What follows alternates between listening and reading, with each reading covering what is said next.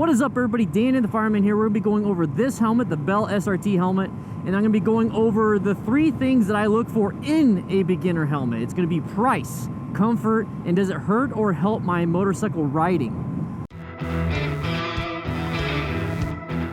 So this is going to be a helmet review. Thank you so much for Get Lowered Cycles for sending this out to me. I've had this for about 2 months now. I've been riding around randomly like this. I'm going to the P.O. box to test it out. And I want to talk to you guys about why I believe it's one of the better helmets out there. So Get Lowered Cycles decided to send me out a helmet and possibly some other gear to test for beginners. So if you guys like this video, please let me know in the comments. And what I wanted to look for was a helmet that fit my head shape. So there was other ones out there. There's a round oval type head shape. There's a long oval head shape, but I'm an intermediate oval. So this is a helmet for intermediate oval head shapes. Now that's pretty common head shape out here in the United States. So this would probably fit you, but make sure you check your head shape before you go buy a helmet. Anyways, we're gonna talk about price. This is roughly about $200. I'll have all the basic information up on the screen because I am focused on riding. So about 200 bucks, that's pretty good. It's a Snell rated helmet, that's why I chose this one. There's others out there that are DOT, ECE only, but I chose to get Snell. I talk about Snell, ECE, DOT, all these different kinds in my ebook and then also in a motorcycle video. So I'll have both of those in the description so you can check those out. But price is pretty big when it comes to a beginner rider because, I mean, you already have to buy a bunch of stuff. So 200 bucks is roughly about what you're going to get with a good Snell rated helmet. There's also, you know, the HJC CL17, that's about 140 bucks and it's Snell rated, but it didn't fit my head shape, so I knew for a fact I would not be wearing it all the time. And I love this helmet, it's super comfy. So we're gonna jump into the comfort. So based on my head shape, the intermediate oval head shape, you have to get one that is designed for your head shape because I've had a Bell Bullet, for reference anyways, I had a Bell Bullet and that's for a round oval and I have an intermediate oval. So I would always have crown pressure. So on the top of my head, the crown of my head, it would be massive pressure, very, very uncomfortable, even for short rides. And then long rides is almost unbearable, massive headaches and everything. That is what's going to cause you not to want to wear your helmet. So make sure you get a comfortable helmet. Now this is very comfortable. It has probably multiple size cheek pads and everything. It seems like it's one giant shell, and then if you get smaller and smaller and smaller, it just seems like they increase their size of the cheek pads. So that's kind of a weird thing, and I don't like that too much. But if you're out looking for a motorcycle helmet and you choose one, make sure that the top of the head doesn't hurt, and then on the cheek pads it's fine to have chipmunk cheeks. That's what they're called when your cheeks are all squished together. That's perfectly fine. That will break down, and this has broken down quite a bit, so it's actually super comfortable, easy to pull on, easy to pull off, but it stays secure, so that is huge. Comfort when it comes to the heat and the elements. I mean, you got plenty of vents right here, you got a bunch of stuff. Very easy to navigate with your gloved hands. That's what's really good. You want to make sure you're able to do it with the gloved hand because you lose a lot of dexterity with that.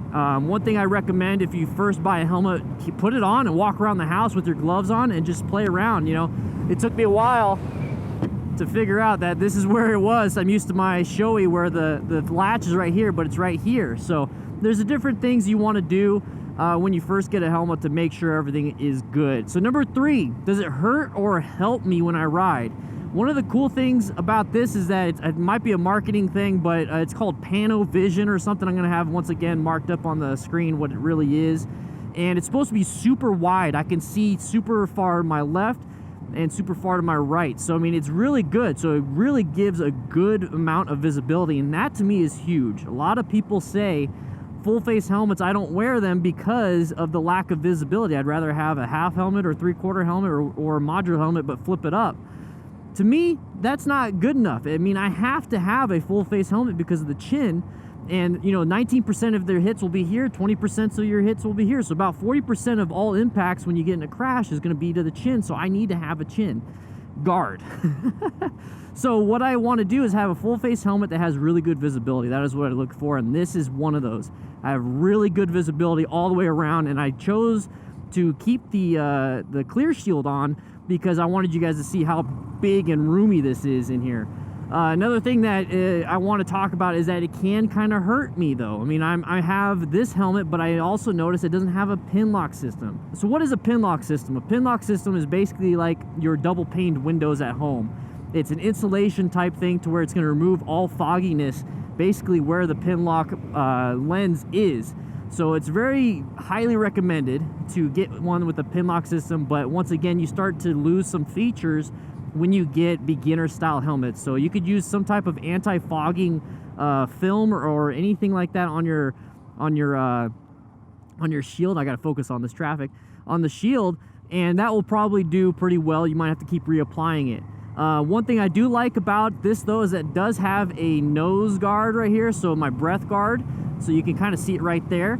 And what that's gonna do is it's gonna, when I breathe, it's gonna hopefully help out with a lot of the fogging. Same thing with the chin curtain. It has a nice little chin curtain, so that's gonna help me out when so I don't get super cold. It's gonna block a lot of the wind. But yeah, it's really good, and the maintenance of it, I mean, it's super easy to clean. You can pull out every single thing outside the inside of the helmet. You can pull the windscreen down, you can pull the nose guard thingy thing, the exhaust thing, and then you can pull out the pads. I mean, you can clean all these things, and we could talk about that at a different day. This isn't a video based on what a helmet is. This is the Bell SRT helmet. I chose this for a specific reason. I have great visibility, it's super comfortable, and it's a low price. And that is what I like about it. So thank you so much, Get Lowered Cycles, for sending me this helmet to test. And I've spent quite a bit of time on it, and I'm super excited to have this in my back catalog. So whenever I have somebody that needs a helmet or wants to train but doesn't have a full face helmet and they can fit in my medium-sized shell, then I will let them have this helmet for that training session. So I'm slowly building upon my extra gear so I can lend it or maybe even give it away to other riders that need it. So guys, if you like this type of stuff, make sure you let me know in the comments, because I really want to review a pair of gloves, pair of pants, pair of boots, pair of everything. This is the post office, by the way. And Get Lowered Cycles has been 100% supportive of this channel, so I'm supporting them, and I want you guys to support them. So click the link in the first comment to this helmet and look around. Check it all the places and things on Get Lowered Cycles. Great website, and they're starting to stock FTR stuff, so I'm excited about that. But with that said, I hope you guys ride safe, be safe, and I'll be seeing you around. So right here we have this motorcycle rider, a little bit impatient. The speed limit is 40 miles an hour in this zone. He's going 42, so whatever, that's perfectly fine. Later on he gets about to 60. That's considered criminal speeding in the state of Arizona. Anything 20 over the speed limit or 85 anywhere in the state of Arizona is considered criminal speeding. You get a lot of